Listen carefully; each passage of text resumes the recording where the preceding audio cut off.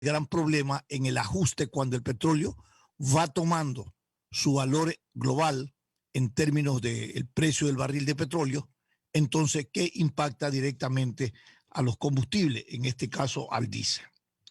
También en Guayaquil, los representantes de federaciones y cooperativas de transporte se han reunido con la Central Única de Trabajadores para exigir, entre otros puntos, la congelación del combustible, exigir en conjunto también la vacunación de los transportistas, congelar, ya dijimos, el precio del combustible y otras demandas. Pero hay que asentar precedentes. Yo creo que si adoptamos esta política, que en el ocaso del término del periodo del gobierno de Lenín Moreno, dejar hacer y dejar pasar, es un pésimo mensaje a la ciudadanía, a la sociedad, porque de alguna manera se está estimulando a que se desacate la ley, que no se respete la ley, que no se respete la autoridad.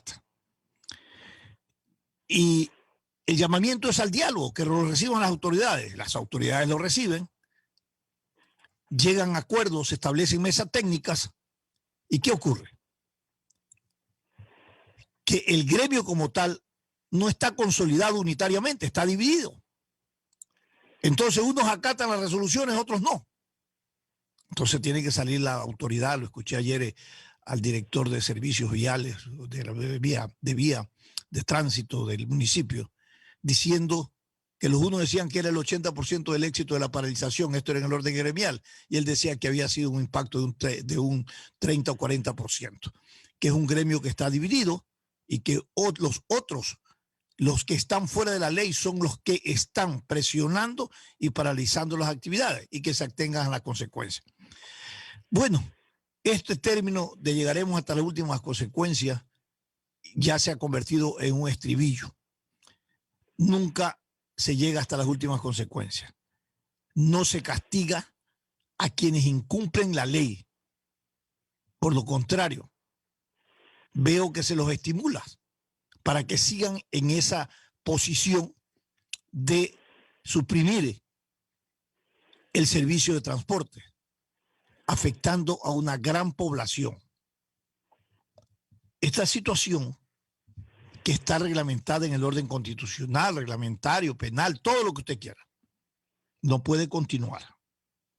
Es necesario que las autoridades y los gobiernos, más allá de que no deben dejarse presionar por este tipo de demanda, deben de instaurar una metodología y una pedagogía de prevención, porque el tema del alza del combustible no ocurre hoy, viene ocurriendo progresivamente a medida que aumenta el precio del petróleo, y los reclamos no son hoy, vienen ocurriendo desde hace mucho tiempo. Esa metodología, pedagogía de prevención para evitar, ¿no?, la presión social que se ejerce sobre las autoridades para reconocer el impacto que tiene la subida progresiva del diésel, debe de ser manejada racionalmente, con el respeto a los marcos legales vigentes, con el respeto a las demandas insatisfechas que tienen los operadores del transporte y con el respeto a los derechos de los usuarios. Porque de lo contrario, vivimos en un anarquismo y después nos quejamos de que cuidado ocurra lo que pasó en octubre nuevamente. Después estamos lamentándonos y pidiendo que otros resuelvan el problema. Mi querido Alcides, tu comentario. Stalin, vea usted, qué raro que a las pocas semanas, 2 semanas de que ya se vaya el gobierno de Moreno, empiezan los reclamos. Empezaron los transportistas, les dieron gusto. Los transportistas que trasladan pasajeros interprovinciales e intercantonales, se les subió el costo del pasaje. Luego vienen los panaderos. Ayer anunciaron que van a subir la unidad del pan, o sea, uno, de 12 a 20 centavos, el 24 de mayo. O sea, A don Guillermo le van a dar la bienvenida a los panaderos porque van a subir el precio. Y ahora, lo que usted está comentando, este vaivén de siempre, el vaivén de siempre. En el anterior gobierno de Correa lo mantuvieron a raya con subsidios. O sea, lo que el pueblo no pagaba en incremento del pasaje, lo pagaba el pueblo, a través de subsidios. Porque ¿quién paga el subsidio? Alguien me dice, no, sale del presupuesto del Estado. ¿Y con qué se financia el presupuesto del Estado? Con impuestos. ¿Quién paga los impuestos? Nosotros, pues, ¿no? Bueno, así está la cosa. O sea, que no nos sorprendan que otros estamentos sociales, políticos, gremiales, empresariales, de todo tipo, agrícolas, están pensando en que es la oportunidad, esta es la oportunidad. Se va el gobierno, no le importa, no, son 2 semanas, no le importa, le tira el cacho, como dice la gente, o le tira el problema a don Guillermo Lazo. Claro, vamos a ver qué va a pasar, pues. Si es que se ratifica esta política de subir y nadie dice nada, porque los panaderos han subido y nadie ha reclamado hasta el momento. ¿Hay algún argumento por ahí? Que usted le pide al usuario, al consumidor del pan que cómo es que reclame. Es que es la única manera, porque otros dicen, bueno, yo ya no quiero consumir harina, ni quiero consumir pan, voy a comprar verde o yuca. Esa es una protesta. ¿Sabe cuál es la diferencia, Alcides, ahí? Es que en el caso de los usuarios que consumen el pan, ¿no? A diferencia de los transportistas y de los usuarios que usan el transporte, que no tienen otra alternativa que usar el transporte, porque no tienen vehículo y porque la mayor parte de la población se transporta en vehículos, en los vehículos de transporte público. En el caso del usuario del consumo del pan, puede dejar de comprar y sustituirlo con verde, con otro tipo de alimento. Entonces no logras tener una cohesión para un reclamo que se genere desde una presión social. Estas son las grandes diferencias. Por eso el efecto de decir voy a subir el pan 5 centavos, 2 centavos, 1 centavo, que ya ha habido otras subidas al CIDE, acuérdense, ya hubieron anteriormente. Claro. Y esto pasó y esto va a pasar. Porque en la práctica era como la dolarización. Acuérdense cuando nuestra economía estaba dolarizada, todo era en dólar. Lo que faltaba era que oficialmente digan, sí, está bien, nos vamos a la dolarización. Lo mismo pasa con el pan. Hay tantos estratos sociales que consumen el pan. Bueno, los panaderos, como no son tontos, han dicho, bueno, si vamos a perder demanda, achiquemos el pan y no subamos el precio. A ver. Ahora el pan Alcide, chiquito es más chiquito. Alcide. Entonces la gente dice, no ha subido el precio y lo sigue comprando, pero lo sigue comprando más chiquito. Pero usted me dice que como no son tontos, entonces sí somos tontos los consumidores del pan, ¿no? Porque nos dejamos engañar por estar. Y no solamente porque nos dejamos engañar, pues, ¿no? Sino que cuando se sube un producto, usted ha cogido el precio del pan, el afectado del consumidor en precio, no solo en precio, en calidad y en cantidad. Y no solamente en ese producto, en todos los productos. Aquí se crea superintendencia para todo. ¿Por qué no se crea una superintendencia de defensa de los derechos de los usuarios? Hay una ley, pero no hay una superintendencia que controle y regule todo este proceso. Ahora, Stalin, el problema es, en el caso del pan, el problema es que este país no produce trigo. Lo importa casi en el 95%. No produce trigo. El trigo se produce en la sierra, no en la costa, fíjese. Bueno, pero se produce en la sierra, pues. Sí, claro. Sí. Voy a darle otras informaciones interesantes. Mire, como ya estamos próximos al 24 de mayo, donde se va a tomar posesión el nuevo presidente electo Guillermo Lazo, ya están apareciendo nombres de nuevos ministros. Por ejemplo, la nueva ministra de Agricultura se llama Tanly Yanela Vera Mendoza. Tanly Vera, una que hasta el día de mañana va a ser asambleísta de Creo, hermanadita, y van a nombrar a Arney Barrio Nuevo como el viceministro de Agricultura y a la vez presidente de Ban Ecuador, por ese lado. Eduardo Bonilla va a ser nombrado secretario de Información. O sea, ya hay los nuevos miembros del gabinete del presidente Lazo. Falta solamente por conocer el canciller, que dicen que puede ser Juan Carlos Holguín, ex candidato a la alcaldía de Quito por Creo, el ministro del gobierno, que ya todo el mundo sabe que va a ser César Monge, y el ministro del trabajo, que uno de los que muy poco falta. Y le quiero dar otra noticia, estimado Stalin y Teresa. Acaba de ya concretarse la alianza finalmente en las elecciones parlamentarias. La izquierda democrática resolvió anoche, esta no es noticia fresca, anoche la IDE resolvió integrar la mayoría legislativa sin UNES. Lo acaba de anunciar nuestro amigo, el asambleísta electo de Cotopaxi de la izquierda democrática, Dalton Bacigalupo. ¿Qué significa eso? Eso es la decisión de la izquierda democrática, no es la decisión de Pachacuti, pues. Sí, claro, pues. Entonces, ¿cómo consolidan una alianza si uno tiene una posición y los otros tienen otra posición? No. Déjame explicarle. Dalton Bacigalupo acaba de escribir. Anoche la IDE, Izquierda Democrática, resolvió integrar la mayoría legislativa sin nules. Él había antes, ¿verdad?, dicho que la mayoría se iba a integrar 45 votos de la Izquierda Democrática y Pachacuti, 45 votos, 12 de Creo, 57 van ahí, y 13 de los independientes, que ahora se llaman parlamentarios ecuatorianos independientes. Total, 70 votos, o sea, van a ganar 1-0 metiendo el gol en el último minuto del partido. Una mayoría bien, pero bien endeble, que en el menor miramiento de mírame mal, se fue abajo. Bueno, esa es la noticia que le quiero dar. Pero no sale aquí Social Cristiano, aparentemente no sale, no sé cuál es la razón. Habrá en los próximos minutos de averiguar por qué motivo, pero hasta el momento esa es la nueva mayoría legislativa. Todavía no se sabe quién va a ser el candidato presidencial, porque hay algunos candidatos. El más visible es don Salvador Quispe de Pachacuti. Eso es lo que les quiero dar. Ahora, y una última cosa, estimado Stalin, anoche hubo un sismo. ¿El qué? En Manabí. Y le hable porque el epicentro fue nada más y nada menos que en mi tierra, en Rocafuerte. Más o menos fuerte fue, oiga. Más de 4 grados. 4.5 grados en la escala de Richter. Fue a menos de 1 kilómetro de Rocafuerte el epicentro.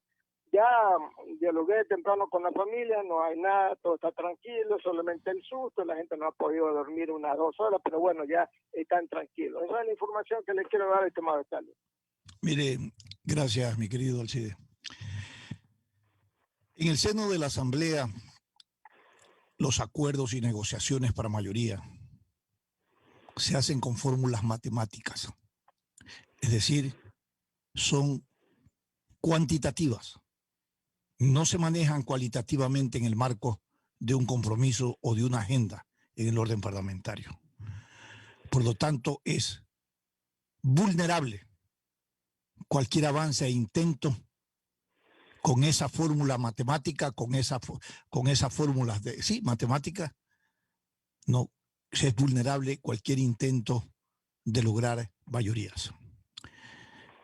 Y porque cuando no hay una agenda parlamentaria, ¿qué se negocia? Se negocia cargos, ministerios, gobernaciones, espacios de poder. Eso sustituye a la necesidad de que en el país las mayorías se articulen alrededor de agendas mínimas que puedan garantizarle a la sociedad en general que la Asamblea Nacional se ha comprometido en el marco de esa unidad o de esa mayoría a aprobar, a presentar proyectos de leyes de interés nacional.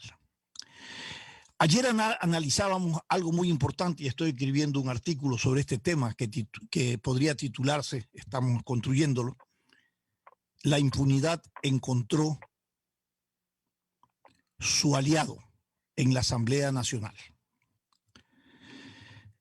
¿Qué es lo que tenemos de producción en la Asamblea Nacional? Se aprueban leyes, ¿sí? Se aprueban leyes. Se aprueban leyes sin financiamiento. Se aprueban leyes con vicios de inconstitucionalidad. Se aprueban leyes respondiendo a la presión social e ideológica de los grupos de poder. Se aprueban leyes y no se crean los reglamentos. lo cual facilita la impunidad. Se crean leyes donde prospera el beneficio al delincuente, las leyes prodelincuenciales, y se aleja la protección a la víctima. Entonces, la impunidad encuentra a su aliado justamente en la Asamblea. De esto se debe terminar. Por eso es necesario que esta agenda mínima en el seno de la Asamblea Nacional debe construirse a través de estos acuerdos y compromisos con la sociedad y alejarse de la proclama del yoísmo que yo tengo que ser el presidente de la Asamblea y dar paso a la construcción de una agenda de largo plazo que realmente permita que la Asamblea Nacional nos dé certeza, de que su accionar está íntimamente relacionado a lo que significa el compromiso de lo que el pueblo le ha otorgado la confianza para que vaya a legislar y vaya a fiscalizar. La fiscalización es un sainete antidemocrático en el seno de la Asamblea Nacional. Ayer destituyeron al señor Villamar, asambleísta. ¿Cuántos asambleístas que ya terminaron el periodo, que están terminando el periodo, se quedaron en la impunidad? ¿Por qué sentencian y juzgan en el último día al señor Villamar? ¿Cuántos de los que recibieron coima, diezmo, pidieron diezmo, no están libres, paseando su impunidad? ¿De qué manera entonces el país puede tener un encuentro con la ética en el ejercicio del poder? ¿De qué manera el país puede tener un encuentro de respeto con el pronunciamiento de un pueblo que le otorga la confianza a los asambleístas? Es realmente vergonzoso. Tanto gobierno como asamblea, en el caso de la asamblea más que nada, termine con ese nivel y de credibilidad. La crisis de la institucionalidad en el país es algo realmente preocupante. De eso casi no se habla. Pero señores, si no se fortalece y no se corrigen las distorsiones en el orden institucional y se la debilita y se la sigue debilitando, no podrás articular una convivencia en el orden de un Estado de Derecho ni de una democracia.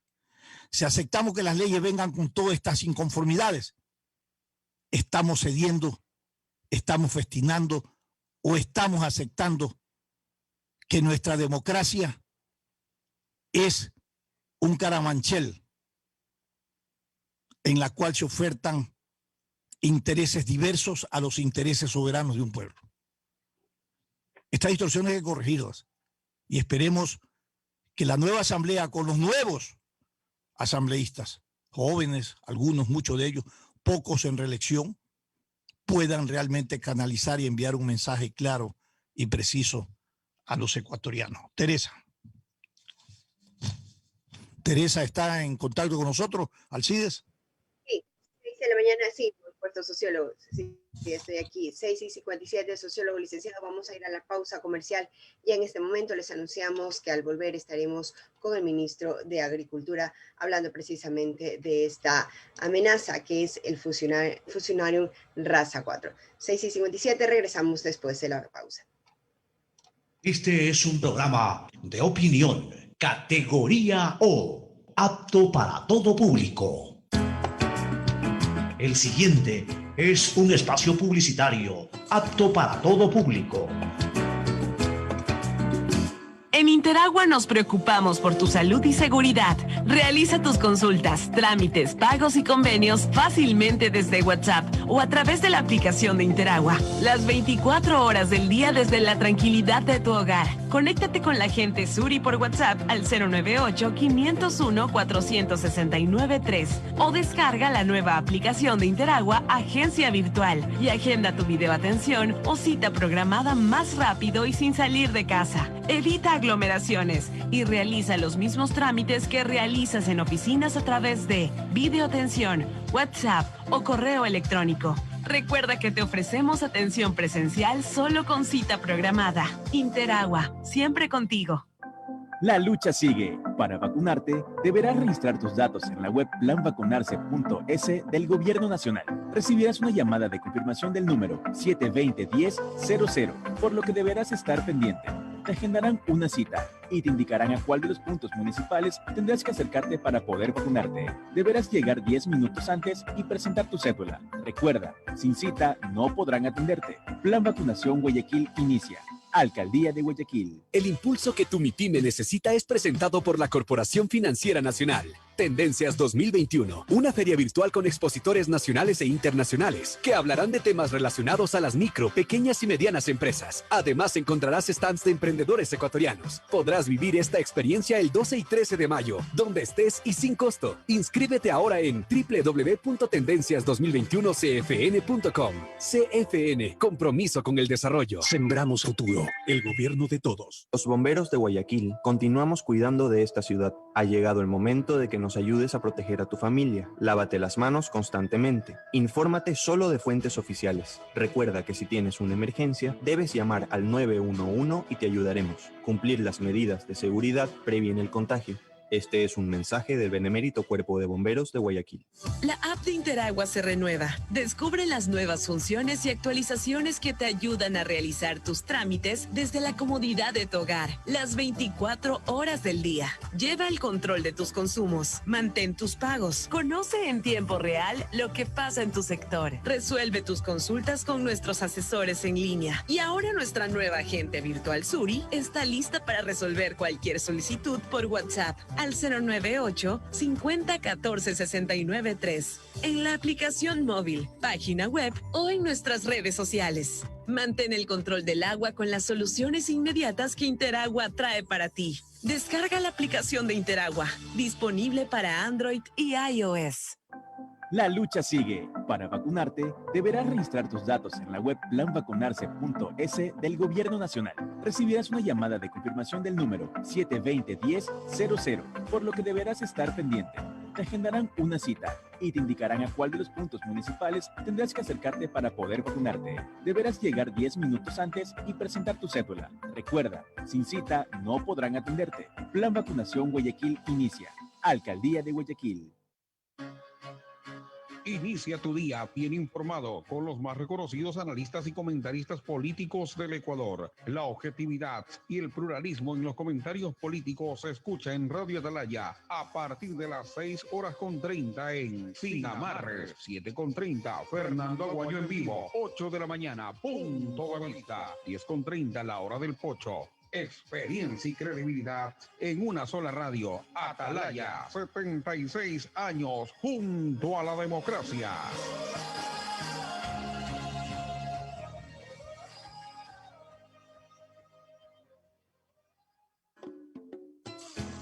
Fin del espacio publicitario.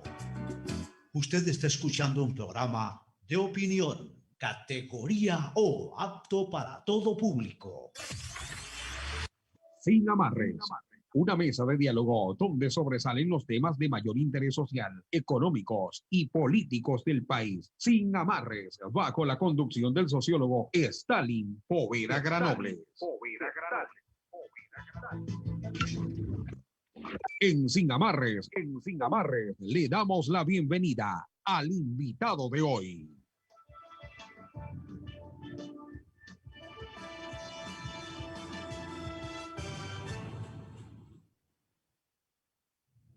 De la mañana con 2 minutos. Gracias por continuar en compañía de su programa Sin Amarres. En este momento queremos dar la bienvenida ya al ministro de Javier Lazo Guerrero, con quien dialogaremos de diversos temas dentro de sus competencias. Sociólogo, ya estamos listos para el diálogo. Efectivamente está con nosotros en el estudio de Radio Atalaya el ministro de Agricultura, Javier Lazo. A pocos días de terminar su gestión, vamos a conversar con él de lo que se ha hecho y de lo que todavía no, lo que se dejó de hacer y no se concretó. Pero estos últimos días corresponde atender en el sector de la agricultura un tema realmente de mucha preocupación que afecta a uno de los commodities más importantes a nivel de la exportación, que es el sector bananero. Una plaga que viene ingresando o que ya no sabemos si está, pero está cerca, que ingresa a nuestro territorio. ¿Qué medidas se están tomando como política ministerial y cómo se está articulando con las distintas sensibilidades a nivel del territorio de la agricultura, de este segmento, de este sector, para evitar o generar contenciones, para evitar que realmente sean afectados con esta plaga que, bueno, las conocemos en general, en particular no la hemos tratado como tal porque no la hemos tenido, pero aquí está el aviso de que llegará. Buenos días y bienvenido. Muy buenos días, Stanley. Muchas gracias por el espacio. Gusto de saludarle y estar compartiendo cabina nuevamente después de algún tiempo. De algún tiempo. Sí. Definitivamente el problema del Fusarium raza 4 para el Ecuador representa un posible impacto a la economía del país. Por lo tanto, desde antes del 2019 hemos venido reforzando todo nuestro sistema de defensa fitosanitaria nacional. Quiero recalcar que sin saber que llegaba a América este problema que hace muchas décadas también hizo reemplazar todas las plantaciones de América Latina y el que llegaba pues en el tiempo de nuestra administración, nosotros preveyendo cualquier posible ingreso al continente, comenzáramos a trabajar con agrocalidad en reforzamiento de todos los sistemas fitosanitarios. Eso que involucra aumentar capacidades operativas de la gente, aumentar capacidades analíticas. Hoy tenemos entre Agrocalidad, INIAP y el CIBE del SPOL la mejor red de laboratorios con capacidad de procesar 1000 muestras mensuales y tenemos una vinculación con organismos internacionales para dar respuesta. Tenemos en Sudamérica los comandos Raza 4 que han sido entrenados internacionalmente para dar soporte no solo dentro de nuestra frontera, sino fuera de ellas. Ahora que estamos en una especie de sándwich entre Colombia y Perú, porque en Colombia el 2019 fue confirmada esta presencia del hongo y hace pocas semanas en Perú también. La diferencia es que con la frontera norte son más de 1.700 kilómetros donde está el problema y ahora en la frontera sur es alrededor de 250 kilómetros y posiblemente disminuyendo esa aproximándose esa distancia, con la dificultad de que en esta zona de frontera, en la provincia del Oro, muy cercano a todos esos alrededores fronterizos, tenemos zonas bananeras donde hay una distribución mayor de productores pequeños y medianos. Y eso hace más difícil el problema. No es lo mismo para el Ecuador el manejar el problema que para Colombia, para Guatemala, para Honduras, para Nicaragua, Costa Rica, etc. Así que le hemos dado inclusive apoyo a las autoridades sanitarias en Perú y hemos reforzado todos los sistemas de defensa en puertos, en aeropuertos, en pasos fronterizos. Inclusive hemos hecho embudos. Tenemos dos zonas de embudos en el peaje de la Avanzada y en el peaje del Guabo, donde muy probablemente ahí se cubra la mayoría del comercio que puede estar llegando ilegalmente. Así que, en definitiva, hemos venido reforzando nuestro sistema de defensa y hoy puedo decir que no solo que el Ecuador está conteniendo el hongo fuera de sus fronteras, sino que también estamos preparados para un eventual ingreso del hongo. El sistema fitosanitario que ustedes han reforzado no es invencible, o es invencible. Puede haber claro que sí, penetración totalmente, igual del hongo. Totalmente, estamos hablando de organismos microscópicos que llegan y te iba a preguntar, ¿cómo realmente actúa este organismo microscópico? ¿Cómo ingresa?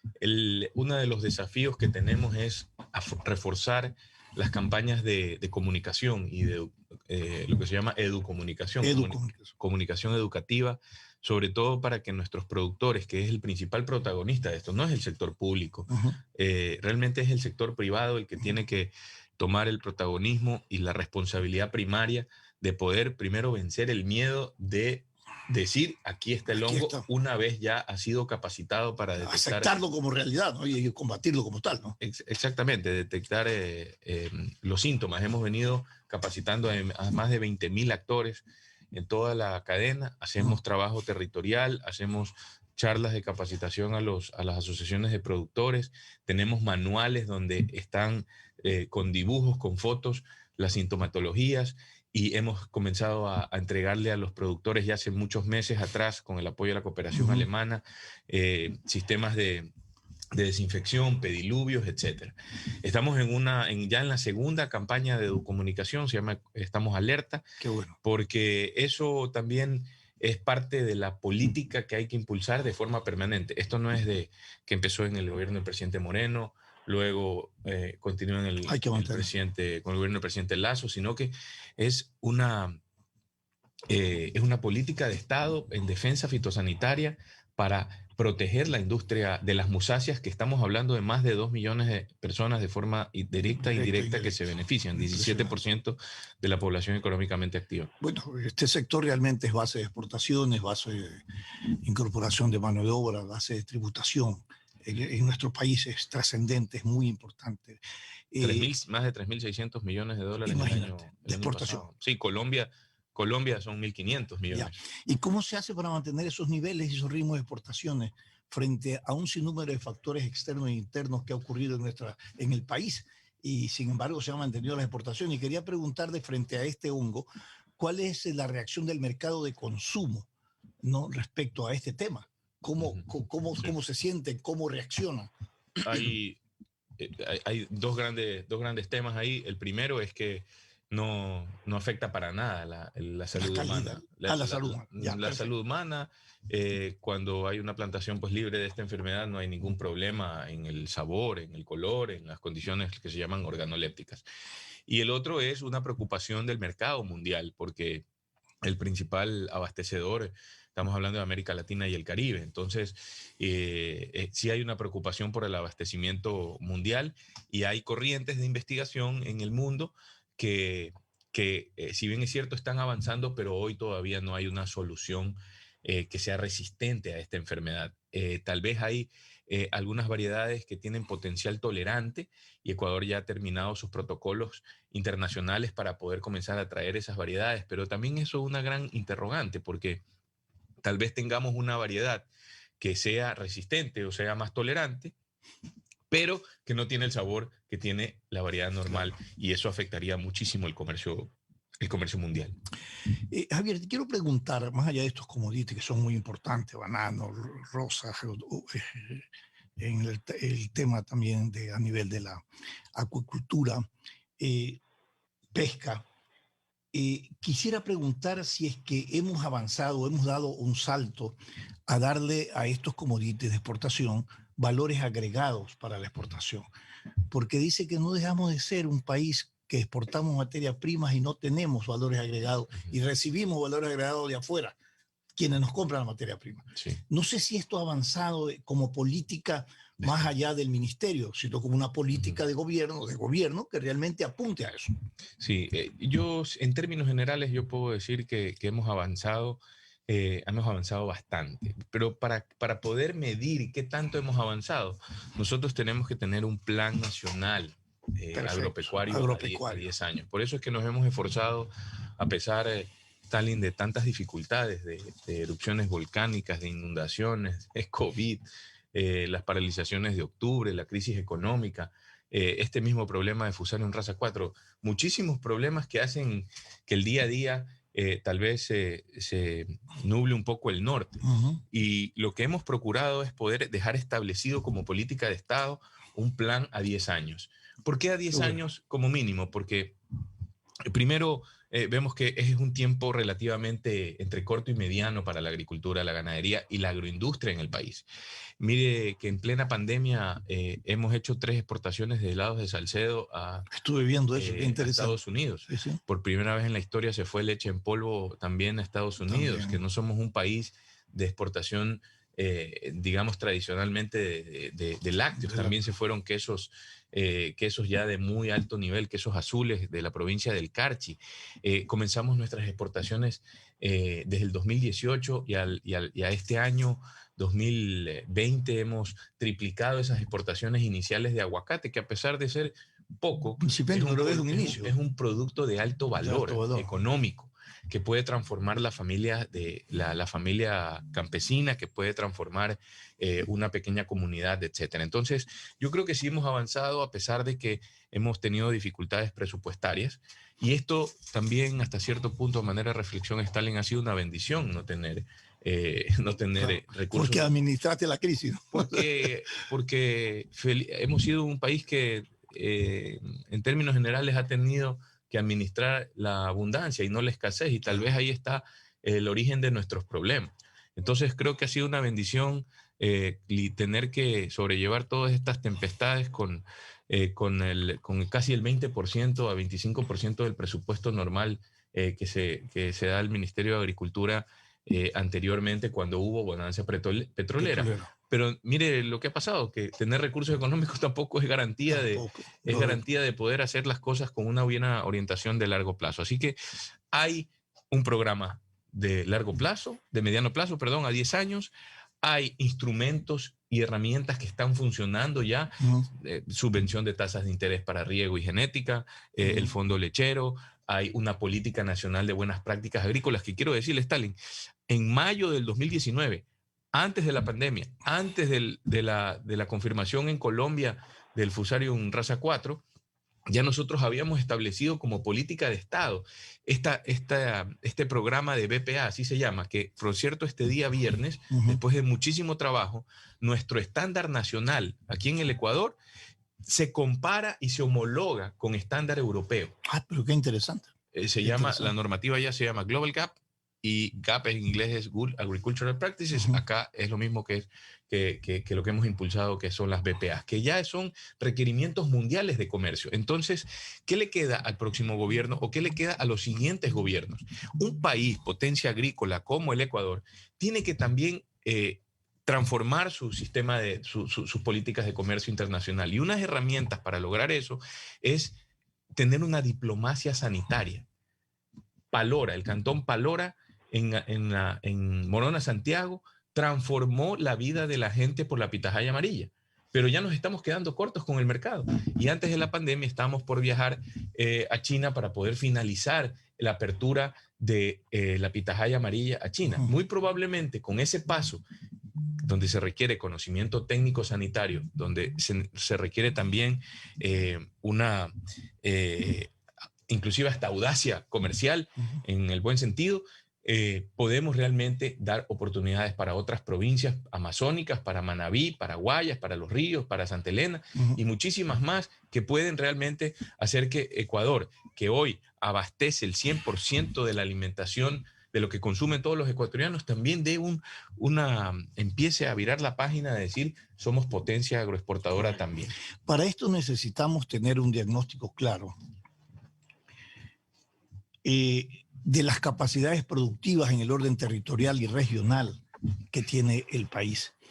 Y me refiero si han contemplado este censo que tiene que hacer un levantamiento de tamaños, hectáreas, características de producción regional, zonal, porque de eso un poco, ese diagnóstico nos da la perspectiva qué sector o qué área de producción tenemos que impulsar. Sí, muy buena pregunta, porque en el Plan Nacional hay dos herramientas que nos permiten poder precisamente contestar lo que usted está mencionando, y más que contestar es enrumbar al país. Claro, darle una orientación. Entonces, miren, en el año 1954 fue el primer censo, el censo agropecuario. 20 años después, en el 74, fue el segundo.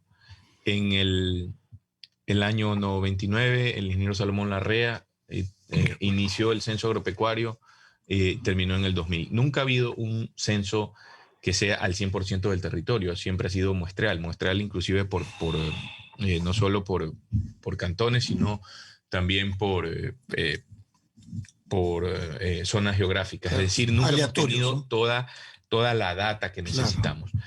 Si no hubiera sido por el COVID, a estas alturas nosotros estuviéramos ya entregando la información después de 20 años, y primero en la historia, el primer censo agropecuario al 100% del territorio, con tecnología del más alto nivel. En esto nos ha apoyado el Ministerio de Agricultura de Francia y la Agencia Francesa de Desarrollo, y está concluido la fase piloto. Inclusive el programa contaba con la impresión de una cédula del agricultor con su coordenada geográfica, donde le podía ayudar a la discusión del subsidio de los combustibles y productores pequeños y medianos mantener el subsidio. Hubiera sido mucho más fácil con herramientas tecnológicas como estas. Combatir el contrabando. Cuando se devalúa la moneda en Colombia, nosotros somos la Europa de la comunidad andina en términos de comercio. Entonces, nosotros tenemos que lidiar con todas estas dificultades que hay, estas distorsiones que hay a veces en el comercio, y generar políticas de Estado como están marchando, algunas que hay que... Una de las cosas que usted preguntó al inicio de la entrevista es qué también falta por hacer, y le digo, falta muchísimo también. Esto no es un tema de un gobierno, de dos gobiernos, es un tema de continuidad en las políticas de Estado. Entonces, esa es una herramienta, el censo agropecuario, que está en su fase piloto, está en la fuente de financiamiento. El siguiente gobierno lo concluirá el próximo año. Correcto. Y el otro es la herramienta que se llama de la mano a la mano, hand in hand. Somos el primer país hoy que tiene en América Latina y el Caribe una herramienta que le va a poder decir al presidente de la Junta Parroquial, al alcalde del municipio en algún cantón rural y al prefecto, le va a decir, esta es la información de vulnerabilidades, estas son sus potencialidades de acuerdo a estas recomendaciones técnicas de qué hacer, producción primaria, agroindustria, agroexportación. Y lo otro, estas son su información que necesita para hacer sus planes de ordenamiento territorial. Somos terribles planificadores del desarrollo en el país.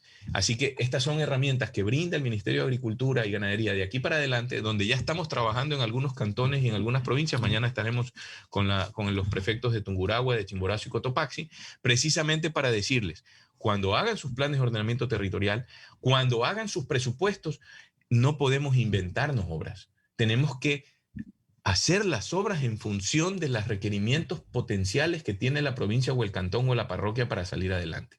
Así que esto está... Qué interesante eso.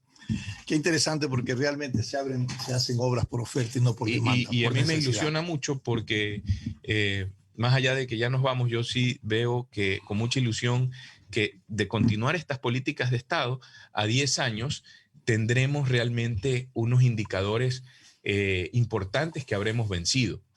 Mire, por ejemplo, un pequeño ejemplo, perdón, la redundancia. ¿Cómo no? Se estableció una política cacautera para los próximos 10 años y la meta al 2030 son 1.400 millones de dólares.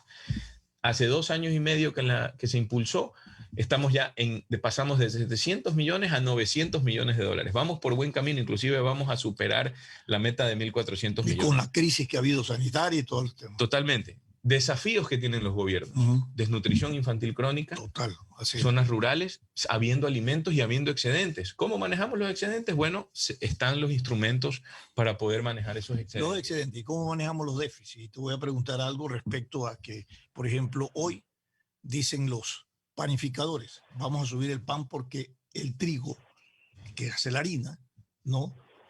Está encarecida y la están comprando de afuera. Entonces produce por la demanda del mercado aquí a nivel nacional. Quiero preguntarte si el trigo realmente es autosuficiente en su producción para abastecer la demanda del mercado a nivel nacional. Precisamente son faltas de políticas de Estado de largo plazo. Ese es el resultado de estas pequeñas distorsiones. Aparte que no somos un país triguero.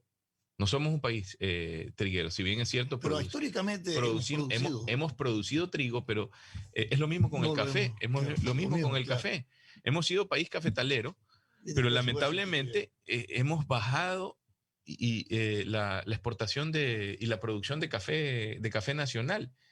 Y pues eso obedece a malas políticas de Estado. Imagínense, solo en el gobierno anterior, el programa de café y cacao tenía casi todo el presupuesto que tiene hoy el Ministerio de Agricultura y Ganadería. Y la verdad es que se hizo un trabajo, tal vez lo calificaría como desorientado, a darle a la industria cafetalera nacional abastecimiento, materia prima de calidad, diferenciación de calidad y definitivamente buscar la ruta para competir con Brasil o con países de Asia, etc. Lo mismo ha pasado con el trigo. De hecho, nosotros somos realmente un país caro para producir y caro para comer. ¿ya? Los precios en las perchas de los supermercados, en algunas zonas y en Son más algunas caros marcas son iguales que en Alemania o que en Francia, que Carrefour en Francia, que Aldi en Alemania, etc. Pero mire, Stalin, yo creo que estamos en un tiempo muy especial y yo le quiero hacer esta ubicación del tiempo en el que nos encontramos. Cuando cuando Galo Plaza Lazo fue presidente y cuando se impulsó la industria bananera nacional, estamos hablando de que eso fue hace más o menos unos 70 y pico de años, 73 años.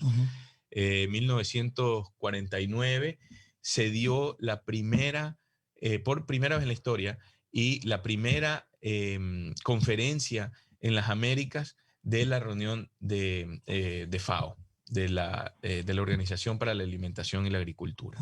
Ya, en ese momento Ecuador no estaba en los espacios estelares de exportación bananera. Luego de esa conferencia y con el impulso de las políticas de Estado, que desde ese tiempo no vemos un impulso agrícola en el país, de buena forma, todo ha sido por parte por la naturaleza del sector privado y por las bondades. Usted me decía, ¿por qué somos tan buenos en banano? Por las bondades climáticas que tenemos, la ubicación, etc. Y desde ese tiempo, hace 73 años, no le hemos dado el impulso. 2 años después, Ecuador pasó a ser el segundo exportador de banano y pocos años después el primero. En marzo del 2022, por segunda vez en la historia, Ecuador vuelve a ser sede de esta conferencia regional hemisférica, donde hay un nuevo impulso ya, porque hay un plan y hay 6 ejes de política pública muy claros, y tengo el agrado de ver cómo en los planes de gobierno del presidente Lazo existe muy buena parte de ese plan, lo cual es fundamental para poder salir del subdesarrollo. Entonces, hay una atmósfera importante porque Ecuador no solo que va a ser la sede, sino un poco la vedette de estos tiempos de política pública donde se discute a nivel hemisférico con el apoyo de cooperación internacional y que nos ayuda a buscar financiamiento más fácil, en mejores condiciones, políticas de Estado y planes ya caminando, herramientas inclusive desde la banca que se van fortaleciendo y que adicionalmente nosotros decimos, le ponemos metas en el ámbito público, le ponemos metas al sector y decimos, vamos a salir de la pobreza rural en un tanto por ciento, no menos del 25% de reducción en pobreza rural. Disminuir desnutrición infantil crónica en menos del 23%. Entonces, esas son cosas importantes que requiere el país para salir adelante con inclusión, porque somos un país que también tiene que reforzar su sistema de comercio interno, tiene que poder acortar las cadenas de intermediación. La intermediación no es mala, el exceso de intermediación es el problema. Correcto. Y eso le genera dificultades a nuestros productores pequeños, sobre todo, que hay que irlos acompañando poco a poco a que sean tengan capacidad de competir mejor con esta política que hemos impulsado, que se llama cooperativismo moderno, que básicamente es a la ecuatoriana, pero tomando modelos europeos y tomando modelos de Chile. Le iba a preguntar justamente cómo en la práctica se ha aplicado esta ley de estímulo del microempresario, la microinversión, no asociativamente, porque realmente nosotros no es que tenemos una división territorial productiva de grandes oligopolios. Tenemos pequeños productores que se juntan, que se unen y hacen una gran producción. Más del 75% es pequeña y mediana agricultura en el país. ¿Cómo se ha organizado una estructura de sostenibilidad para el crédito, para el extensionismo agrícola, para tecnología, para lo que sea? Sí. Si se ha logrado realmente sembrar esta formación de desarrollo humano en esos pequeños agricultores para que puedan ser exitosos y puedan proyectar su producción. Sí, es extraordinaria pregunta porque esos son de los grandes desafíos que tiene el país. Hay varios programas. Uno de ellos es el programa de la mujer rural, se llama Super Mujer Rural. Usted sí, lo conversamos alguna vez. De hecho, ese es digamos, uno de los programas más bonitos que tiene la política económica, política de economía violeta, impulsada por el presidente Moreno. Tiene resultados concretos, tiene ya territorialmente hablando muchísimas lideresas que están poco a poco entendiendo la forma de salir adelante. Por otro lado, tenemos un programa de joven rural, ¿ya? Que está anclado también con los colegios agropecuarios. Nosotros nos llevamos a 13 rectores de colegios agropecuarios insignes en el país a capacitarse en Paraguay, a una comunidad indígena donde más de 150 chicos facturan al año más de $700,000 mientras estudian, mientras aprenden. Tienen no solo la parte teórica, sino la parte práctica, pero más allá de aprender y hacer, que es lo que a los técnicos nos han enseñado, es también vender y ganar. ¿Qué es lo que necesita esa familia para salir adelante, ese joven? Así que el programa Joven Rural no solo tiene anclaje con tecnología, con herramientas de comercio, con aplicaciones móviles, sino también anclado a los colegios agropecuarios. Y esto evitaría migraciones. Totalmente. Y de forma inédita, Ministerio de Educación y Ministerio de Agricultura, con Montserrat Kramer, establecimos ya como política de Estado, y hay un acuerdo interministerial donde hace una hoja de ruta para capacitar a la institución y decirle, mire, amigos del Galo Plaza Lazo, del Simón Rodríguez o el de Luisa Martínez, con este proceso de capacitación ustedes van a poder hacer que el Ministerio de Economía y Finanzas les devuelva los recursos que ustedes generan. ¿Por qué? Porque hay mucha infraestructura desperdiciada. Hay instalaciones para producir lácteos, para producir de productos con valor agroindustrial, jugos, mermeladas, concentrados, etcétera, y viveros, tierras productivas, etcétera, que las podemos poner a producir en función del aprendizaje de los chicos. Correcto. Y el tercero es el programa de líder rural. Este lo empezamos un poquito tarde. Este también va acompañado a un nuevo sistema de asistencia técnica en el país, donde no podemos darnos el lujo de tener a un buen funcionario, pero sin su vehículo, sin el pago del diésel, sin darle el mantenimiento a la camioneta, porque estamos dependiendo del presupuesto fiscal. Claro. Entonces, esa migración a hacer un sistema más moderno, con mejores indicadores territoriales, también faltó de trabajar, pero está establecido ya como política de Estado. Sostenibilidad productiva para el desarrollo, creo que esa es la meta, ¿no? Qué interesante conocer al final de todas las gestiones que se llevan adelante, los planes que se dejan establecidos, la propuesta de un modelo de desarrollo de sostenibilidad productiva en el país, convertido eso en política de Estado, que es lo que hace falta. Totalmente. Realmente los ministros entran y quieren hacer su política del ministro o del ministerio. Nunca le dan la categoría o le elevan a una categoría de política de Estado. Y eso es lo que nos hace falta, porque cuando es una política de Estado, el que entra tiene que caminar por la política de Estado, no por el estado de ánimo de él, sino por la política de Estado. Claro. Y eso es al sector, ya para finalizar, al campo agropecuario se lo ha politizado mucho. Hay muchos buenos dirigentes gremiales, dirigentes de asociaciones que están entendiendo que la forma de poder salir adelante con su gente en el tiempo tiene más sostenibilidad si mantenemos, como usted dice, políticas de Estado y programas y proyectos, y hacerlo bien, capacitándonos.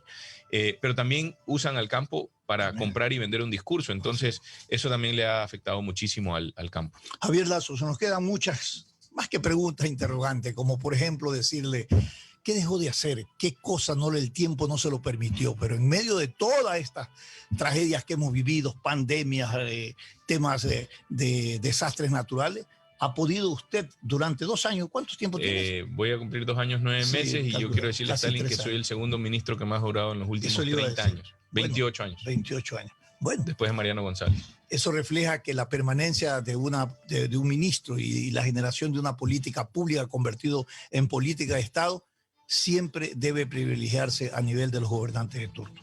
Usted es un ejemplo. Es la paz social, es la paz social que necesita el país en el campo agropecuario. Javier, muchísimas gracias. Gracias por haber estado con nosotros. A ustedes nos despedimos hasta el día de mañana. Sin Amarres, una mesa de diálogo donde sobresalen los temas de mayor interés social, económicos y políticos del país. Sin Amarres, bajo la conducción del sociólogo Stalin Poveda Granobles.